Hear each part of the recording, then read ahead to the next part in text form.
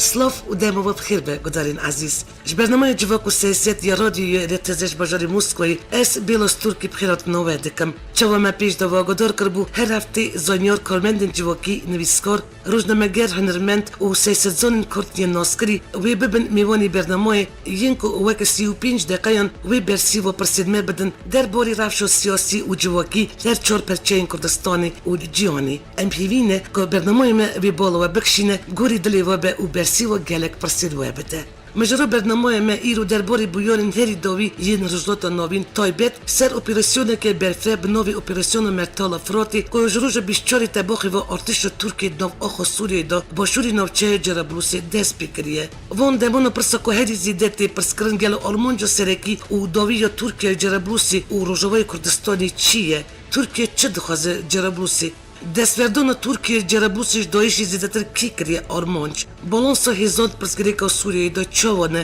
چما پیمان نوبر امریکا و روسیه جبو سوریه ناخبتن تایبتیت پرسا شفدرخصنا هیزن دجبره و تروریستان هروا سر مجرا سردان سرکریم کردستان مسعود بارزانی انقره و فرانسیه جبو شروعکرنا وان پرسان و مجاری دنیین روزانه ما سیاست زان اندامی پولیت بیروی پارتی دموکراتیک کردستان سوریه و برپرسیاری پارتی دموکراتیک روجوای کردستانی ترکیه عبدالباسط همورا مهر پیوینک چیکر بری دست بیکار پیوینامه از کورتینا شوا بدم جننیگاریا میوانی برنامه جواک و سیاست یا دونزدان بریس عبدالباسط همو. بریس عبدالباسط سال 1964 بجاری قامشتویی روجوای کردستانی اجدایک بویه. دبستان بجاری قامشتویی تمام کریه. لی سال 1982 و 1986 اونیورسیته بجاری حلب یا بشا انرژیتیکی تمام کرد. پشتی تمام کردن اونیورسیته پین سالن بجاری ارمالی سرسینوری کردستان عراقی و وقت پسپوری انرژیتیکی کار کریه. سال 1980 دست بکری عبدالباسط همو دست بخبات سیاسی دکه.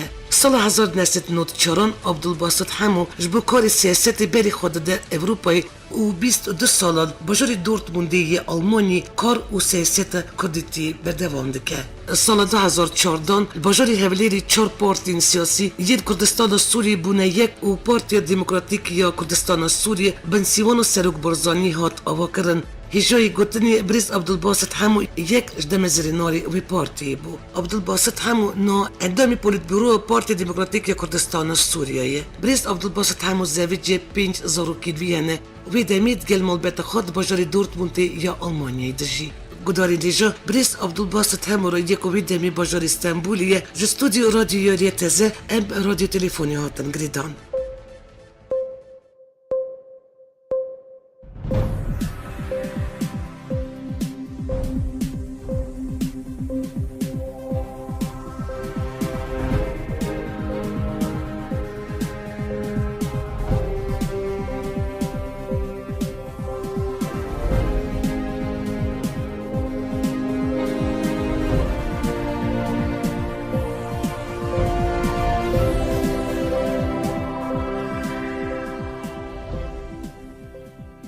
بریس عبدالباسط همو تبخیر هاتی البرنامه جواک و سیاست یا رادیو رتزه و گلک سپاس جبو بجداربون تاد برنامه دا. اجي گلک خوشم سپاس وراج سپاس ریات هذا رادیو و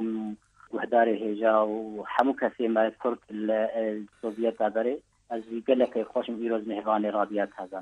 بریس عبدالباسط همو هر دچه رجلات نوین که به نو ریه که خطر پشتی که ارتش ترکیه بیشتری تبا خود 2016 و دست اپراسیون مرتال فراتی کریه و چکداری ارتش آزاد و سوریه در بازی نو جرابلوسی و در دروی کرنه آلوزی و شرکی گراند و برا لشکرین ارتش ترکیه و یپگی و اف پیبان ویدا زیدتر بونه شینگی و اف بویار رجوا گرم یا کردستان ترکیه و رجلات نوینه هر و ارتش ترک وای دی 2 هفته زیدتر بالشوری جرابلوسی با کوری منبی جول سرسینوری کانتون جزیره چند جاران و یریش یپگی هیزن سوریه دموکراتیک و انجمان و لشکری و جرابلوسی کریه. بنیری داته ترکیه بوپیراسیون مرتال فرات سوریه دخوازه ببه خودی رول یان گلو ترکیه جروزلات نوین استراتژیک نود که دوری. بله خالق هری ترنگا ایرو دنیا که گفتن پشتی لبهاتنا ترکیه روسیه و او ضربه عسكريه تركيا سياسه تركيا الهمبري سوريا هاد گفتن ایرو گهاندنا تركيا و ایران فاريبونا روسيا و تركيا و امريكا برباسبونا تركيا جرابلسي 8 كيلومتر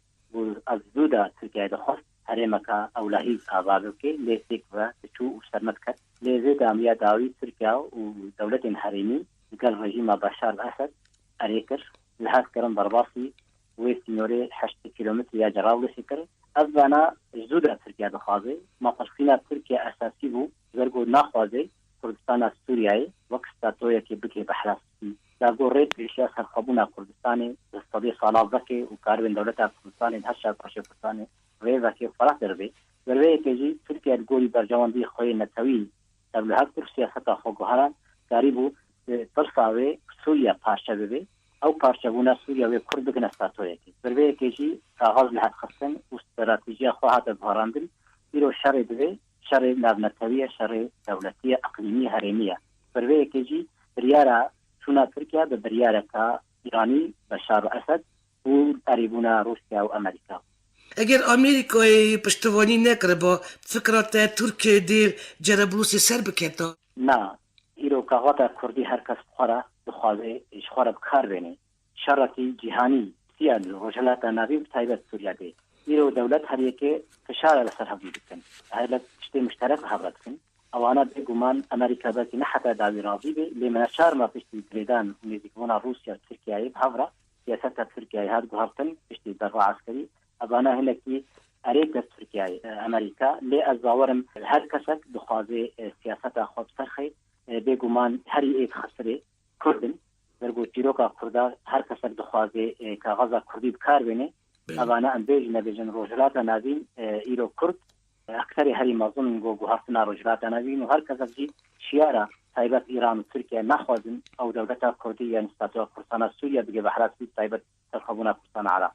Ribebrio Amerikoj do hjeni do dběževo ki evel Suri, de peštovonio devleta koordinoke. Dve mežori do bandura Turkiye yon noji Türkiye kore rojavoy Kurdistani ri elber avakna devleta ke Kurdi begre bneirinate. امریکا ندیجی دولتا کردی سرخبونا دولتا کردی کردستان عراقیه لی دیوان واجی حسابات واجی برجواندی امریکا هنا لی بهوریا مده ترکیه گله کاغذ بکارتنه اپوزیسیون سوریه عربی سنی اسلامی جی بکارتنه عالم عربي جي سعودي وقطر كارتيني كاربي تشاور ريت بيشا خدا بغري ممكنه تركيا خطر خايا مظن دولتها استاتويا كردستان سوريا بيجي بحراس بينيش بقو بيشا روجا صف على بيجو تركيا برغرنغا دروي كيجي نچارما بو كاربي سياستا خبو هرني وتايبا جي تركيا خودگل بشار اسد واريكاريا روسيا ومثلا ايران اوانا دبي ويا داويجي قدر كردال سر كردايتن لي ناكوكي نوا برجواندی و ترسی هفهانا لیداری دخیزی سرکا غذا کردی پر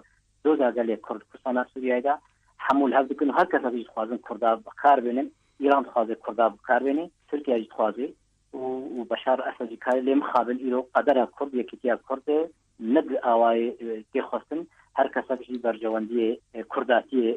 تیک بدوی گروه کیجی از درواز کنا ترکیه جرابلوس بحجتا مهانا و داعش هلینه لی بهوریا مدا او بهتر أرمان جوان كرد بو بله أو 8 كيلومتر جبوني كردستان سوريا كوباني نجي عقلي ونجي بحد الدريا تشاو ده فكري تركيا تشاو كات سوري دي بس بدل كبيونجي أبيك ببدأ سبيكو شارك الدم دريش روشا سوريا دريجة بصر ما صار لافرو فكري يعني واشنطن وأمريكا تيم رسمان قدر رجلات نادي وبرجوان دي دولتها إسرائيل بعين بكارتي دولتها أردني بكارتي دولتها كردي بكارتي لی هر کس بدخوازه یا خب قیصری ایرو هردنا رجلات نازی خارجه بکارتن برای کیجی درباز کردن ترکیه از جمهوریت مذهبی یعنی نگو که سیاحت بیجره و يقولك ناقوكي بدانين قالوا إيران جد هم رئيسية الخرطة إيرو برجيم بشار أسد إيران دمشقني قال حزب الله قال قاسم سليمان وعلي ممدود لهذا إيرو الاستكاكا أخبارات منظم هيادهم رجالات أنارين هايبت مثلا باكوري سوريا هي باكوريا سوريا بشروجا سوريا دياتي نبهورم ويبحثاني تركيا وقو أرمان دي وهاي ويبحثاني جراز دي سرفان نيجيرا بالميني Çavderi siyaseti bejin pişti seredeno cigeri seroke Amerika Joe Biden bu Türkiye piştvaniya Amerika'ya jbu kırdon bdavi hat gelo bazar çi bu navbera Amerika u Türkiye ko pera pişti ve serdani daxyeni hat danish ali Amerika ko hezin yekinay parastana gel jujavay çemi frati vekşin ferman Amerika F-15 ke taktiki bu gelo bnedi nove کرد گرکی جوجوای چه مفروتی پاش دا وکشتن یا نه؟ نه جون بايدن هات ناوي تركيا برجواندي نديجي بون مسألة ضربة عسكري بو هناك صاربون نابرا أمريكا وتركيا دهبو نابرا أوروبا وتركيا دهيا لي تركيا جي وقت براغماتيك هيك أني سياسة خدا غرق كرد يكيتيا خو كردي باراستانا لمخابن غازنا هري مظن قيدي هواغان ليوي وكا هفتكي پروالانا هفتكي بكارتينن وقت خدمت يدتكن لما جوار لازم ليوي بكارتين جوار لازم زرية كيجي ارمانجا ما كرد ام دخوازن ستاتویا کردی وقت فدرالیزم باقور سوریا وقت کردستان سوریا بیا بکرین لبهوریا مدد بریارا گوهاد دانش پیدی ویا تکرا نزکشم وکشن زرگو ایوات پاریزن آلمانیا هیزا نبنتویه یا آلمانی ایوات پاریزه بروی کیجی نچاگون وزارن او جی دیار کر انو کاغذ کردی کاغذ تکتیکی بکارهات جهلا روسیا یا جهلا ایران را ویرو دستیوانا دریجا و بشار اسد لما کاغذ کرداب کارانین همباری ترکیه لأيضا معصبة تركيا سوريا الهفدكن وهناك فشارة الأوبوزيسيون سوريا هذا الجنوبي لجبوني وك خارطة طريق بيداني. نه هنگ از بیشتر که هوالبندی آمریکا و کردین سوریا بس شر دجدایشی بو آمریکا سوزی آوکردن سرخوابون کردین سوریا ندابو و امتکارم بیشتر وکی هیویا کردان سرچمی افراد هات اشکیناندن پشتی تکچونا هوالدانا در بیال اشکری دجی دستلات رجب طیب اردوغان در فتا اردوغان قایبیجی فراتر بو وی هوالدانی دیار گوارتان ترکیه سیاست وی نوخوایی نودتوایی هریمی چکر گلو اورفش و بگیجه کیجان آسته بنیرینوه از وقت كردكي وقت بارتي ديمقراطي كردستان نبهورم تركيا يعني امريكا دست كردا برده إلى دوجلات نادين تايبت سوريا بله هاري هذا بندت امريكا وبرجواندين اوروبا الهمبري داعش التروري كردن لي جارجارات سياسات دا فشار هنا ما ممكن امريكا جي الهمبري تركيا بس حتى داوي نقال الهمبري ايران يجي بقول إيرو شاروجا سوريا لا امريكا تنجي بجار او داوي امريكا راستا لأزنبي بحورية دما بو أمريكا داش كردا بس ليه كرد لركا برياوي سر هزن سر هستي نتوي سر فكرة نتوي نحس بغير خوابن إلو نهندري سوريا وكردستان سوريا دا قالك دستي بشار أسد دريجة دستي روسيا دريجة دستي حزب الله دريجة ليه يكيتيا كردا شنو سلوك مسعود بلداني هولا ساقا هولري لا يكيب دوا ودهو كيبو كرد بنايك لمخابن تيادي هذا البندي ويقاندي لي نخص أو يكريزيا كردي لجبوي برجواندي قال كرد ليك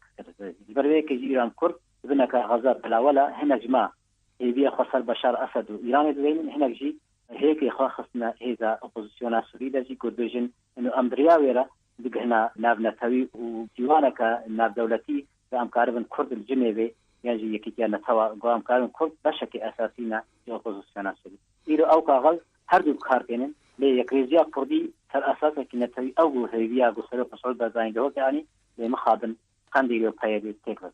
یعنی گفتناته آمریکا دست خود کرد سوریه رناکشیدنده و سو جالب بکنگید خوازی پیش داری که گاوه کی پاش داوکشید بگو من امریکا ایرو پروژه سوریایی و عراق بحورد مشي خارطة سوريا العراق بحورد بگو هستن خارطة هاتو بحورتن دولتا كردي آباد بي جبرگو ایرو ميزان شيعة نحب البند امريكا حتى داين ابنتها ايرانينا الاوبوزيسيون سورية جسمية عربية لحتى داوي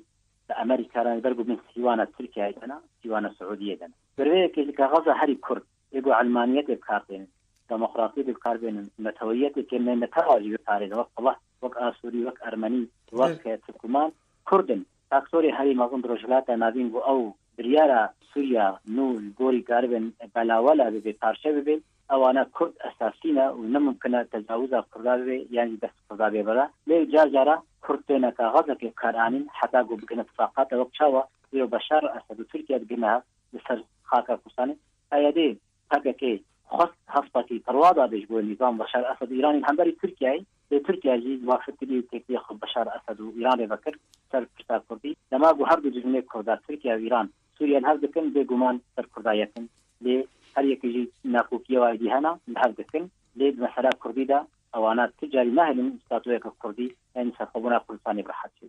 Lemoži, demo pešti da spekno operacijono artišo Turkijo Džerablusi u pešti čendružim bidengi koško spije Ameriko derbore operacijono Turkijo il başuri Džerablusi u yerişin artišo Turkijo işte şarvanın hissedi haşyari da Ankara u nerazibuno kolem ber peşvaçuna hizin Türkiye nişanda. نونری تایبەتی سەرۆکی ئەمریکا لە ناو کۆالیسیۆ ناونەتەویە برێت ماک گیرک جی گوت کو پێنتاگۆن شاری جەرابلوسی شەرمەزار کر û ragiyan ku hêzên Amerîka bi ti awayî da van pêvçûnan da cî negirtiye. Rusya jî Amerîkayê jî dilgiraniyê xwe dane kirşên. Fikra te pêşveçûna artêşa Tirkiyeyê di nava Cerablusê da ev serkeftina siyaseta Tirkiyeyê bû yan sernekeftina Amerîkayê? هەلبەت داخوازیە تورکیا بۆ دخواست ڕەشا سووری شی ساڵەکەی دخواست هەرێمەکە ئارام یعنی هەدەف و ئارمانجا تورکیایی دازبێژێ مجبوونی ئەس پەنابەرە یانجی هەرێمەکە تاپۆ چێ بکەن داژبۆ ئەسکارم وا پەنابەرێ منی گەلک ئەوروپا تورکیا چێ بوون وانە بجی بکەم دوارە ئینسانی لێ مەبەستە تورکیا نەوە مەبەستە تورکیا پرساوێ گو سووریا پارچە ببێ ستاتویا کوردستانە سووریایی بکێ بەحرەس دەولەتە ئیران و تورکیایی ناخوازن ئەو ستاتویا گۆری بەرژەوەندیە گەلێ کورد بێسەری لێدە ممکنە سیاسەتی دە هەر پشت بێ بەرژەوەنی بن لێ هەگەر ئەم کورد نەیەک بن هەنا هەڵوەستا نەتەوی یەک بێ بێگومان ئەمێ دەست و دەست ببن گەروەیەکی بەلکی هەوالبەند لێنەجی نەحەتا داوی پشتانە بێ لێ ئیرۆ مەلا کوردی نەسەر هەبا استراتیژیا بەرژەوەندیە کورد و ئەوروپا و ئەمریکا بە دگەنە هات نەممکنە ئەمریکا کارە بێت کوردار تەنە بهێلێ و ساڵە حەتێ پێنجە ئەزێ بەهۆری دنیا هاتە گۆڕتن لێ ئیرۆ ئەو ڕەوشە سووریایی سووریەکە نەحەسانی وێ ئاوا ببێ و نەژی شەب ڕۆژەکێژی و نەژی گۆری تورکیا دەڕباسکردناوی وێ چارەسەر ببێ لێ بەهۆری ئەمەدا وێ شارەتی گران سەر سووریا هینە خۆرتر ببێ حتا باژارێ حەلەبێ حتا هەز بکەن سەر نەخشە ئاواترما سووریا بەرعەلەوی ستاتۆکێت خوازن درزیل حاج ستاتۆکێت خوازن مسلمانی سووریای سنی ستاتۆکێت خوازن کوردی ستاتۆکێت خواز ببینێ مەسەلا شامی ئەوانە بێ نەخشەکەن و ئاوا بێ و ئەو هەردوو سەری لە هەز بخەن ئیران و تورکیایە ناڕازینە سەر ئاواکردنە چاوە پێشە ڕۆژە سووری لێ سەر کووردا ئەم قەرا و تۆهران دەگەنە هەز دەستۆتایە کوردستانە عراقی نەگێ بەحرەس ئەگەر ئارتێشە ئازاد یا سووری حەلەبێ ڕزگار بکە دێ bi dawî şerê Sûriye veregel û ev nêrîn jî heye. حەلەب پشتی دەمەکە درێژ ڕۆژە ئەمریکا ڕۆژە تورکیا تایبەت دخوازێ ئیدلب حەلەب بەپێ بە گرێدایی بێ حتا بۆ وەک عالەمە عەرەبی دەربێ ڕێیاخۆ بکەین حتا عالەمە عەرەبی ئەوانە استراتیژیە بۆ تورکیای لێ بەهۆریان دە مستا داوی کلیتا داوی یا چارەسەریە با واشنگتن و ئەمریکا بێ نەچارن هەر یەکێ فشارە سەر ئیرانێ بکەن یا ئیرانی رووسیا و فشارە سەر تورکیا بکەن لێ پشتی گەڕە ئەردۆغان سینێ و رووسیای و سیاسەتاوێ هەرگوهارتن هەنێکی تورکیا ئەمریکا بێژن نەبێژن ناوازە سیاسەتا خۆیان ئەمرێ لێ ئەبژی تەکنانن پشتی هەڵبژارتنین ئەمریکا و سەرۆکەی نووەرێ ئەس بەهۆریاندا ئەمریکا حەسانی سووریای دەست خۆ نابردی عراق دەرخۆنا بوونزانن شەڕێکی گران عراقی قەلەنەوێ دانین هەمری عراقی بەڕواستما جۆرج بوش و ئەمریکا العراقی دەبووی سێ دەولەت هاوا ببن ئەو دەولەتا کوردیژی بهاوڕا پشتی مووسڵ ڕزگار دەبێت بەهۆرن مەسەلەی داعشی وێ هەندڕێ ئەلیکی پەنگ دەبێت لێ ئەو کەسێ ئازاد جێشێ ئازاد لەشکری ئازاد هەمووژی بنگە هاواستنی ئیسلامینە و ئەوژی وەک کاغەزەکەنە دەستپێکشانە نەممکنە سەرکەوتنە جەهەکی تەنێ بێ یانجی وێ تورکیای حەسانی ڕەحەت ڕوونێ و سووریای هەرچیە دەسەر Serokkomarê Tirkiyê piştî vegera xweş civînan cê bîstçaran ya Çînê da daxuya kirin ku Serokê Amerîka Obama daxwast kiriye ku gel Tirkiye ji bo reqayê operasyonekê bide destpêkirin. Bi nêrîna we Tirkiye ku beşdarî operasyona reqayê dibe dê çi vatayê? Yani Tirkiye jî tevî şerê herêmî dibe li Sûriyê gelo. هەلبەت ئەوانە ئەوژی دەستپێکە گفتوگۆ دانوستاندنە دەستبوونی هەنێک جوین لە جنێڤێ بەردەوام بن ئەز نەدوێ بەهوەریە دەما گۆ تورکیایê هەبک هەیە دریا قەرەقایرە هەرێ دێمەکە تورکیا دەخوازێ ئەو لە 8 کیلۆمتر لێ پشە دریا ڕەقای بگێ گرێسپی ڕێل کۆبانیژی بگرێ ئەوانە تورکیا دەخوازێ هەموو تشتین باندۆراوێ دەبێ بێگومان دێ بەشار ئەسەدی ئەرێ کردیە جبەر بۆ سیاسەتە ئەردۆغان سیاسەتە تورکیای لەسەر بەشار ئەسەدمان و نەماناوی هاتێ بهاتن ئەوجی دخوازێ کە غەزا ئۆپۆزیسیۆنێ بکار بێنێ بەروەیەکێژی سیۆنا سووریژی فشار لێ پێکردن ڕێیا سعودیە تورکیارە گو کاربن هەرم جنێڤێ و مافێرونن سەرمانە ئەساد بمینێ بەروەیەکێژی ئیرۆ مانە بەشار ئەسەد ئاری هەری خەلا گرنگ بن ناوبەرە ئۆپۆزیسیۆن و ڕێژیمێدا لێ هەنێکی سیاسەت تێگوهارتن دەما بەشار ئەسەد گەرانتیا ببینێ و عەمریوی درێژی بێ و ئەرێ بکەی سەر بەرباسکردنا تورکیا و بێگومان بەرباسکردنا تورکیا ئەرێبوونە بەشار ئەسەد و شام و ئەنقەرە و تەهرانê Derek serêdana Serok Mesûd Barzanî li Enqerê tu çi dikarî bêjî piştî Tirkiye Mesûd Barzanî berê xwe da Ewropayê. Barzanî ji bo çi Enqerê bû û ji bo çi çû Ewropayê? سروک برزانی از سال دو سال هاوز به سرخبونا کردستان راگینی و دخوازه آواک آشتی براتی العراق بغداد هفدش بکه نخوازه ناکوکی الگر ایران و ترکیه بیجی نبیجن ایرو دجمنه يقول ملت الكرد داخل كلمة تركيا وإيران جي وين حساني بسكنه أو سياسات الدبلوماسية سرق مسعود برزاني إن وقت دولتها الكردي آغابكي بخاطب آواكي نجم مهراني جيراني خورا بيجي ديار كرن إنه دولتها الكردي نبيجي برجواندية تركيا وإيرانية أم تخاطب جيران نباش كنجي حبرا وقت شركاتي وبراتيكا هفداش بغدادية أو سرق مسعود برزاني دبلوماسية تاخد كيس بوني رايا قشتي تغاي بقاري ومسألة سرخبونا كردستاني غازي وهنا جوي خلا وزيارات هذه مثلا مصري كشتي مصر خلاص برزدار بي وشاوع إدارة بي مصر بس إدارة بأباكر والله وعرب وكرد ذلك مثلا مصر أو دبابات أساسية هاتنا أنقرة إذا قال إنه دولة سلوك مسعود برزاني إشكال بيجي دولة أوروبا وأمريكا وتركيا وإيران إنه أم بروجرام هذا إشكال خاص دولة أخويا كردي أباكر ليك زانيجي ناكوكي هنا ومسألة إيران فشارة دريا بغداد ودريا سليمانية ردكي إنك سلوك مسعود برزاني سينوري كردستان سوريا إجماع تركيا انتخاذم أشتي آرامي جامبن أنا خاصم شر تركيا جيران خاصم روسا أشتي جب تركيا خلبي در إيرو جيراني ما يدريج تركيا كرد سوريا كرد تركيا يبهبرا بتركيا هنا وهندي كردستان عراق جم دخاذم بأواكي أشتانا سياسة كردي دولة كردي بيشارو كشتن ليه أو جولة سلوك مسعود برزاني دا جولة كجبوني سرخبونا كردستاني جبوني يكي رجيا كردو وستاتویا کردستان هفلین گریدانا سردان مسعود برزانی با پیرسیون جرابلوسی و پرب اشکره تی گوتن تو چه وقت فکری گلو افراسته؟ سلوك مسعود برزانی كعلاقة تاوي بمسألة جرابلس تنايا هذا بجمني كردا وكرد كيماني ببخت الكرد بيجن تونا جرابلسي بدريارة بشار الأسد طهران بو وبأري كرنا نشاري يا روسيا وأمريكا الإيران والطهراني الأنقرة والطهراني لاني درباسكنا جرابلسي هاسكرن بريا روسيا أمريكا هاس وبشار الأسد أريكريا في بخت بوجدانية بكن أبانا يقول سياسة كردي ديجي كردات بكن ودخازم كردا بردن كردا وكينا كردي ديجي كردي بكن أو سياسة مداري ونخازم يكتيا كردي بأبكن أو معانفكن استخبارات دولة داخل كريا لانا جرابلسي هذا سردان سروک مسعود برزانی فرانسیایی راستان آمید گل سروک فرانسیایی وزیر بروانی فرانسیایی چاوا بو بی پشتوانی بدنه دم رفرندوم کردستانی سرخوبون کردستانی منتظرن دولت أوروبا تشار دولت جرين هنا بله فرنسا وألمانيا وبريطانيا وإيطاليا بوني أريبوناوي فرنسا هري أساسية دروشلات نازين وتايبة سوريا وشر داعش فرنسا بشوازية كردستان كرش سروك مسعود برزاني بريان ها وكسروك كرد وكسروك دولتك وفرنسا ولام جهات هودري وكسروك كي أول أوروبي بشوازي ويكم بوهات كردستاني كي كرد وفرنسيا كورو دريجن هلبت أو جهاتا والفارسي شيبو هلبت بالقوري برجواندية قال كرد فرنسي بو هاتنا سروك مسعود برزاني قال كي سركفتي بو وده آستا خويا جو تستبانية دولة كردي مدارة ويبي إن شاء الله بريك دولة فرنسا مهم بو وقال دولتي بيشيو هاتين قرن بأوجهها كي قال كي سركفتي بو زيارة سروك مسعود برزاني فاري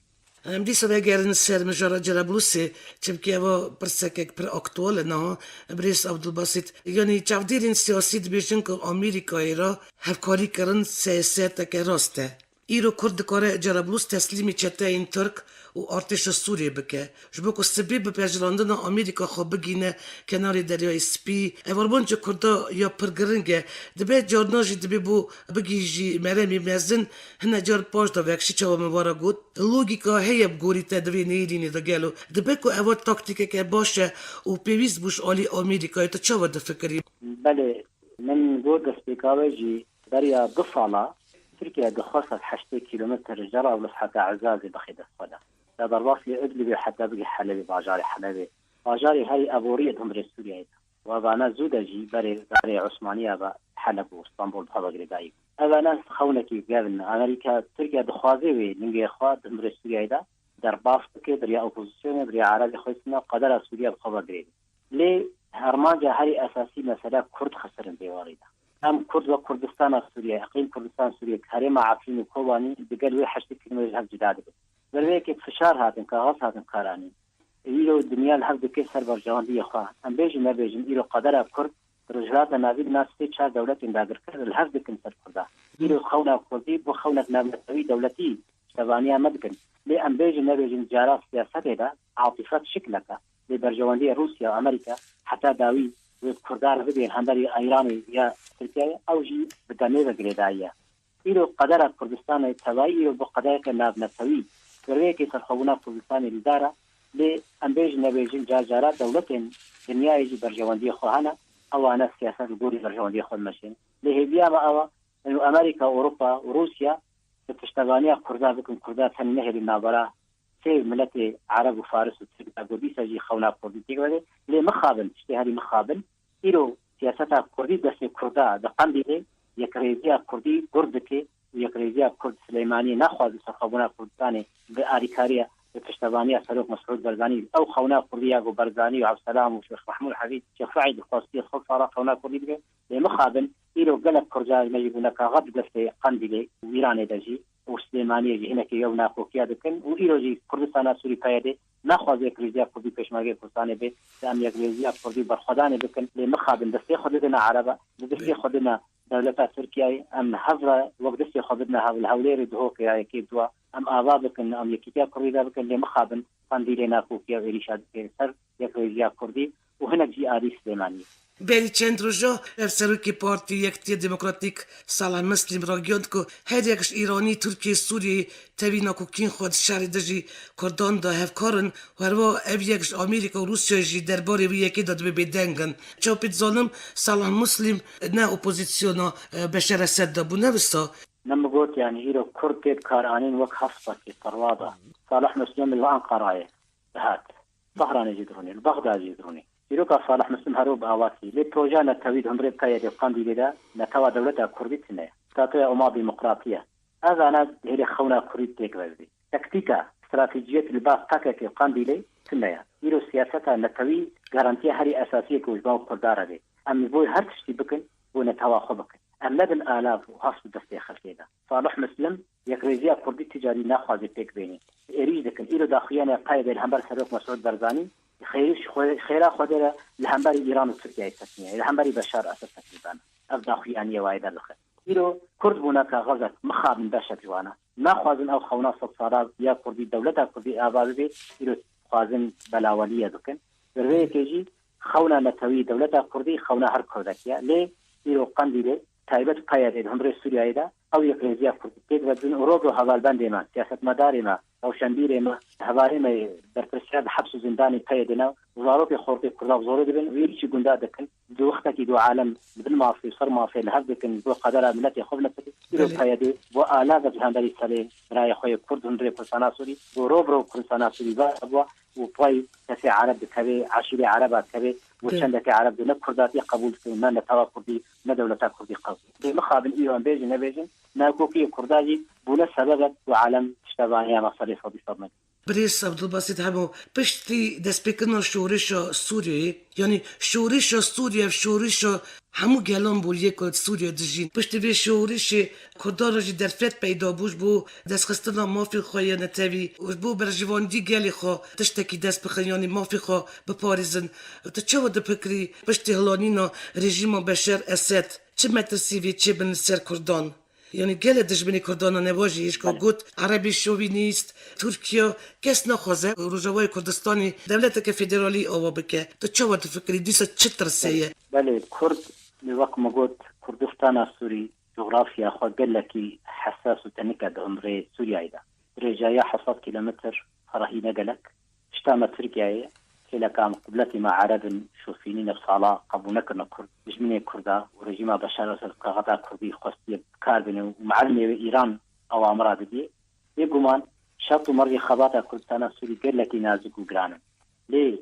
هكذا يكريزيا ما هبانا مكاريب وقازنج بكنا كوكيبنا برا دولة حريمي داك لمخابن كرد بناك غدق دستيوا دولة حريمي وفقال لذلك نجبوه محسلامة كردا إيو أم قال لك زحمتية كدنا كردستان سوري قال لك روشك خراب كرد نامي من عرافة السياسات بجميع كردا طيبة بشار أسد وممارسات كيدي وولات كردا ملك كرد هم كردستان سوري بالابو إلو تنابر بنا العراق كردستان تركي كردستان عراق تنابر بنا بخودي معنا تبلو وقندو باجار بالابونا إلو كيدي هوار دكن كرد وان بارتي رخصنا أنا كفاز مهند بيجن يكتيا كرد الأساس لكن كبير مخابن فيدي روبرو إيريش يخل سر كردا وسر أنا كسي سر هذا كسي بربيه كيجي إيرو بروجا قانديلي نبس بيجي بارتي ديمقراطي كردستان السورية قارن بيجي كرداتية ناخذ سرخبونا كردستان هذه تصريحات دوران كالكان محسوب قرصو وغيري إيرو دولة أقوبي دماغي تشوف صالح مثلا إيرو براستيجي هر كردك زي أرك خوينا توير هذه بربيه كيجي سياستها قدوية وقانديلي وقايدة دكي قانديلي خدمتها برجواندية غير خدكي وروبروجي كتيا كوريتيك بدشي هذا أنا شرطك يقول لك خراب وزحمة كردستان في الدباب لأن هورم دولة كردين يزيك صار خدون أعلان بدي وسرد كذي وبرجوانيين دولة أمريكا وروسيا وأوروبا بمرزو حاو برجواندية واحدة دولة كوريا دي أختي دولة كوريا أبو ظهورية ملا شر ملهم بري جمني بكرن هم عرب قبلت هم تركياجي شركي قال لك يقرانا ويدريجي بكي بريس عبد الباسط بری دسپیکو شورشی هریمی کرد دادمان چند میلیون کرد هبون إجمارا كردا وك هي وك نفرمي وك ديتني بارتي ورخصنا 4 مليون كرد هبون وكو تاريخ كردي شورشا سوري قال كرد ركتن بالشام وحلبة والحما أصليخ كردن قال كردن بالسوريا ليه شرط مرجع سوريا نكارم بيجام كردن دولة بشار الأسد وحافظ الأسد ندش كرد هبو ناس بكن ندش عرب هبو ناس بكن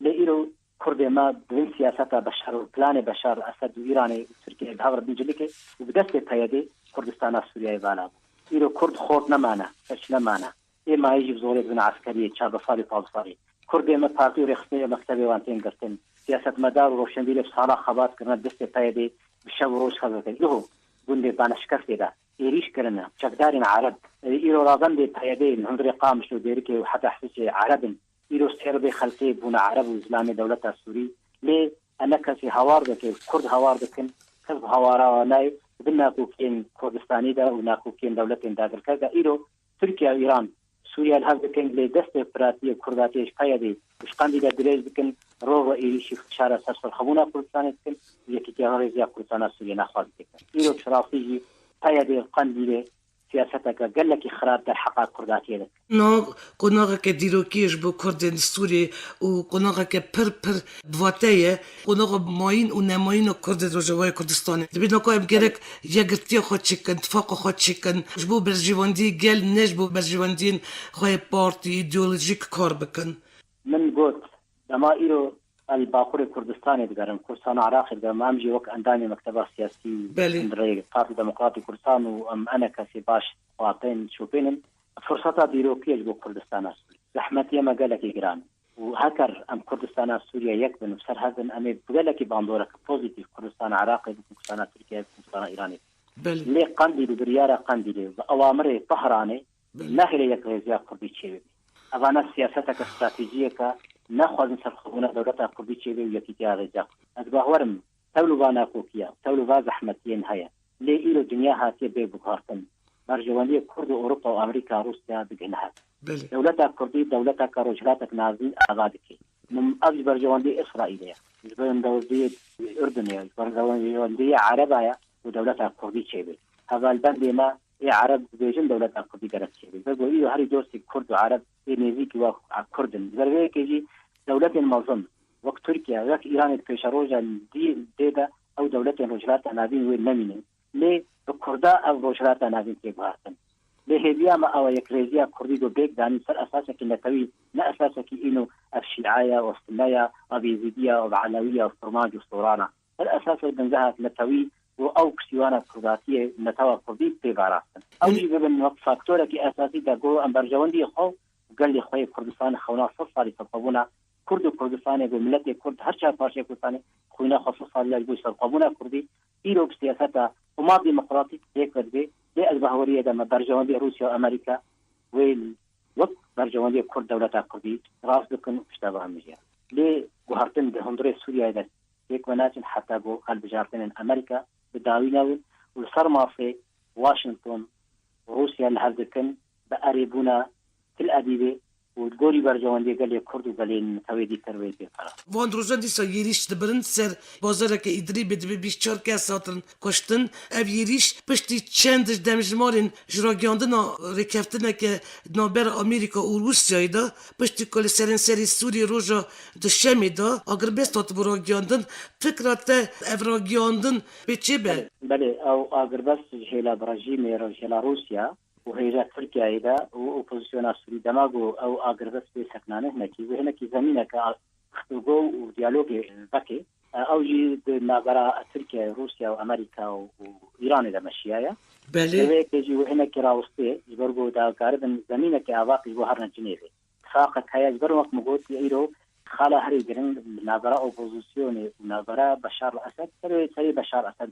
وهناكي أخاصن گوهرتن گروه که اذانا دستپیکا زمینه که گادا کاربن گفتگو بردوام بکن و بکنه جنیوی نگوری آوایا کی نو پشتی گو نظر روسیا و ترکیه خورد بو نظر ایران انو ترکیه ده خورتر و نظر ترکیه و بشار اسد چونو هاتن های ده بلکی ممکنه لعبرونن به آریکاریا روسیا يعني دكيجنا داوية بريس عبد الباسط بنيري نوتا قدر كردن سوري ویچاوبه پروگنوزی تش بو رفش روجلات دامین ویچاوبه کنگی آرامی و بیل سر آخا سوری و عراقی ده بهاریا مده ایرو او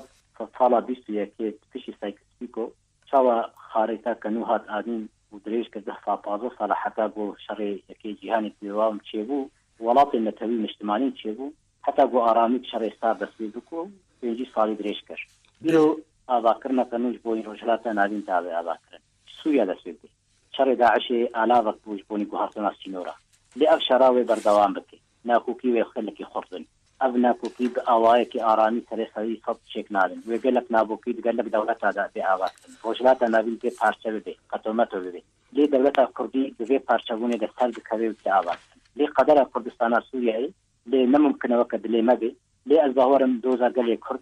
بسوريا دا بي آواترون وغرانتي ببي لي تصاحر جي وما كردا أم كرد ما يكن وما يكويزن وعغلاطي ما كردستان سوريا بالا دبش كردستان سوريا خلقي هذا هيك ما تصينا هري درانجا جي ريكي أجنك قشبيني غيزن جيانك نو آواد بي رجلاتك نو آوان بي أو رجلاتك نو پارچبوي سر أساس پارچبونا سوريا دست بيكي وأفشر استنو شعاجي ويدريج بيكي بده السعودية وبده ليبيا وبده أماني وبده ليبيا حموي آجر خرط وقرطر بي أو رجلاتك نابيني آرام سكني ونمي دريش نمي سكني وبردوام بي سوريا يدسي بي أفضلنا رجلاتنا كل هاري فاكتوري جرينج نجبوني وهرتنا خريطة جغرافيا سوريا وتركيا وإيران وعراق وغاية رجلاتنا بريس عبد الباسط همو تتشاوى نونيري بوليت بيرو بارتي يكتيا كردن سوري تتشد خوازي داوي بيجي راديو دارين ما بنابي خواه بارتي اندامي بوليت بيرو مكتب بوليت بيرو بارتي ديمقراطي كردستان سباسيا ودكم ادويجم سباج بوي رولا وغوغاري ام كرد هرشا بارشي كردستان دنگي ريوان وغيار تازا ودنگي كرداتي بشاري جهاني دوام دا إذا أو قلتم تندنجي وقش وفش ببي وأمجي وكردستان سوري ندنا دستك دولة داقرته وشوا كردستان سوري شركي فارنو كده يقلك وبيدنما إذا أو قام كردستان سوري ببن نمونا ويكيتيا رزيا خسر خبونا كرد لهرشا بارشي كردستان يكيتيا كردستان سوري هذا إذا ما أوج قلي كرد وأم حمود رولا خيانتي زنسيوانا نتوا كرد كردستاني أم برج ناكوكين هريمي ينجي النفشيعة ينجي أو إيزيديا ينجي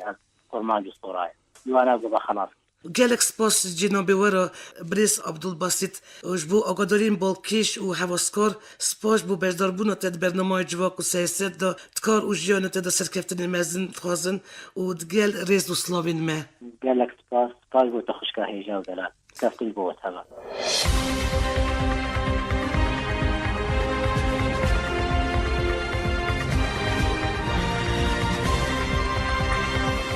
گدارین عزیز و شنومه ایران تمام بود جاره کردن دیسال سروی نو نشانی امی راستی هبین آمده کار او رو ببره برنامه جواک و سیاست بیلاس ترکیه هنجی رادیو دارین دلال حتانی و شنانو و میوانه که نو بمینن نو خیر و خشیده